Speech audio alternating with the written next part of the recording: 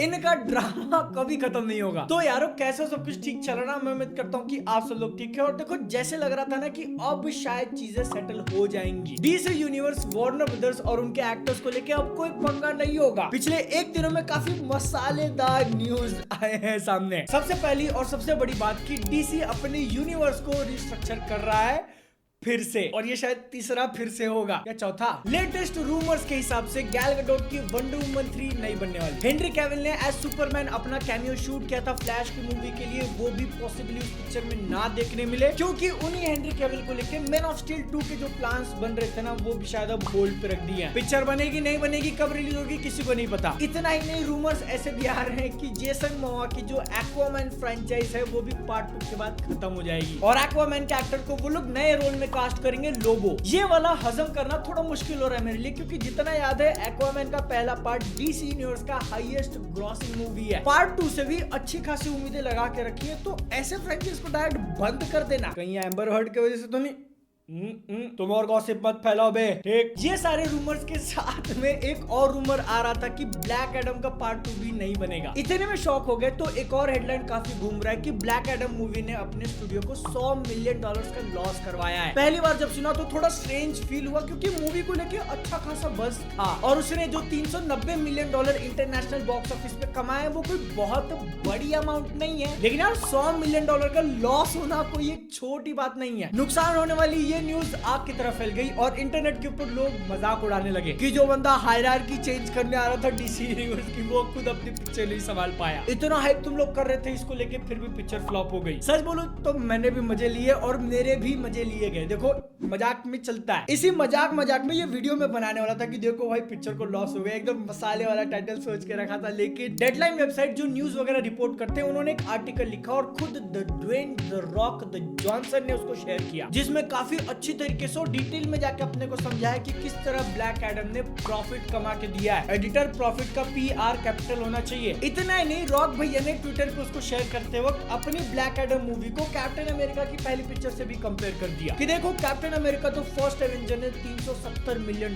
कमाए थे, उस हिसाब से ड्वेन की मूवी भी पहला पार्ट है अपने फ्रेंचाइज का, इसने $390 मिलियन कमाए विदाउट चाइना विदाउट रशिया। तो ब्लैक एडम मूवी को प्रॉफिट कैसे हुआ? आर्टिकल के हिसाब से इस मूवी की मार्केटिंग के लिए उन्होंने बहुत ज्यादा खर्चा नहीं किया। कंपैरिजन के लिए हॉब्स एंड शॉ मूवी का एग्जांपल दिया गया जिसने अपनी मार्केटिंग में $140 मिलियन फूके थे, ब्लैक एडम ने 80 से 100 मिलियन के बीच में। रीजन भी दिया है साथ में क्योंकि वार्नर ब्रदर्स काफी कड़की और कर्जी में चल रहा है। हाँ। और ब्लैक एडम मूवी को प्रमोट करने के लिए उन्होंने डिजिटल मार्केटिंग के ऊपर ज्यादा फोकस किया और रॉक का जो ऑनलाइन प्रेजेंस है उसका ज्यादा यूज। डेडलाइन ने अपने सामने ब्लैक एडम मूवी का पूरा अकाउंट खोल के रख दिया जो कि देखना काफी इंटरेस्टिंग है। तुमको भी एक आइडिया लग जाएगा कि इंटरनेशनल लेवल पे जो बिजनेस करती है ना मूवीज, वो कैसे और कहां से करती है। सबसे पहले तो डोमेस्टिक और इंटरनेशनल बॉक्स ऑफिस को मिला के $390 मिलियन कमाए, जो कि वैसे तो ज्यादा मैटर नहीं करता क्योंकि ये 390 में से स्टूडियो को जो एक्चुअल मिला है ना वो $83 मिलियन और $101 मिलियन डोमेस्टिक इंटरनेशनल मार्केट से। बाकी का पैसा किधर गया? जहां पिक्चर दिखाई है वहां की गवर्नमेंट को टैक्स और वहां के थिएटर्स वालों का शेयर। इसके बाद जो नेक्स्ट डोमेस्टिक होम एंटरटेनमेंट और स्ट्रीमिंग वाली कैटेगरी है ना, उससे $86 मिलियन आए हैं। ये चीज क्या है? आर्टिकल में थोड़ा ऊपर देखेंगे तो क्लियर हो जाता है कि ये अमाउंट स्टूडियो ने चार्ज किया है HBO Max को। दिमाग की घंटी बजनी चाहिए कि ब्लैक एडम को प्रोड्यूस करने वाली कंपनी ही वार्नर ब्रदर्स है और HBO Max को ओन करने वाली कंपनी ही वार्नर ब्रदर्स है, तो अपने में ही पैसा क्यों चार्ज कर रहे हैं लोग? लग रहा है ना तुमको? ये कोई नई बात नहीं है। बिजनेस के अंदर जब दो सिस्टर कंपनीज आपस में डील करती है तो वो भी पैसा देखती है। ओवरऑल मालिक से में मतलब सब फ्री में हो जाएगा ऐसा नहीं चलता है। यहाँ पर HBO Max ने पैसे से भरे हुए सूटकेस नहीं भेजे पिक्चर को अपने प्लेटफॉर्म पे लाने के लिए शायद, बल्कि ये अमाउंट कैलकुलेट किया जाता है देखने के लिए कि अगर ब्लैक एडम बाहर के किसी स्ट्रीमिंग पे जाती तो कितना पैसा कमा पाती, वहाँ पे भी पिक्चर की कुछ वैल्यू है ना। ये 86 मिलियन सिर्फ डोमेस्टिक मार्केट के लिए होगा, US और कनाडा। बाकी इंटरनेशनल का वैल्यू होता है $27 मिलियन। बचा हुआ 17, 36 और 40 टीवी के राइट्स बेच के आए हैं जो कि उन्होंने अपनी सिस्टर कंपनी को बेचा होगा, या फिर इंडिया जैसे मार्केट जहाँ पर HBO Max नहीं है तो फिर Amazon को जितने बेचा वो अमाउंट इधर है। इस तरीके से ब्लैक एडम मूवी बनाने के बाद स्टूडियो को टोटल कितना पैसा आया है? $390 मिलियन। शुरुआत से लेके मूवी एकदम फिनिश करने तक प्रोडक्शन में जो खर्चा हुआ है वो $195 मिलियन, एडवर्टाइजमेंट का 100 हो गया और बाकी के छोटे मोटे खर्चे पकड़ के 338 ग्रैंड टोटल। लास्ट में प्रॉफिट बचता है $52 मिलियन।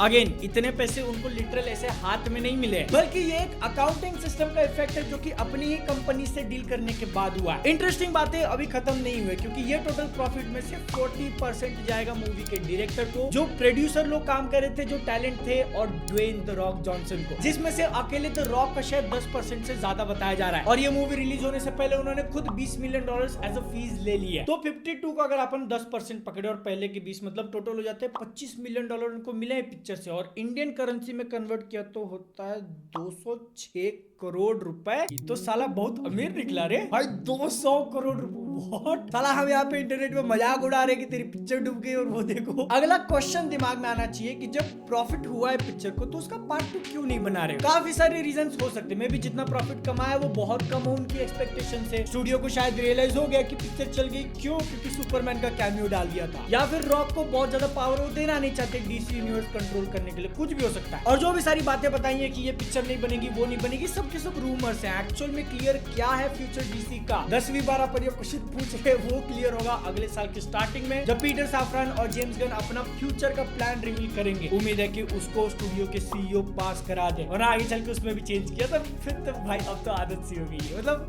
ये बोलने की भी आदत सी हो गई है कि अब तो आदत सी हो गई है।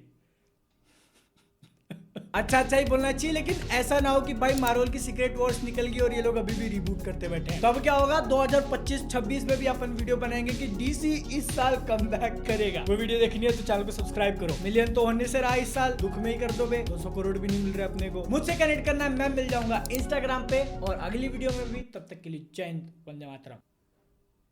अबे इसको क्या हो गया? अनपढ़, खुल जा सिम, हो गया।